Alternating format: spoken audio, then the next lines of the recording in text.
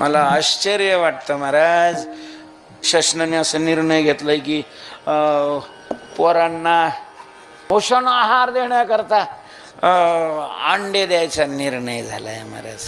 असेल इथला पत्रकार तर आमचा निषेध नोंदवा शासनापर्यंत. तुम्ही आम्ही जे ठसे मारले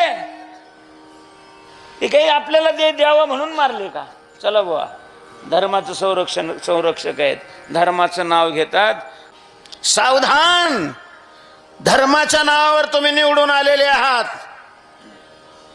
जर धर्माशी आघात करणार असाल तर तुम्हाला पायाखाली घालायलाही वेळ नाही लागणार.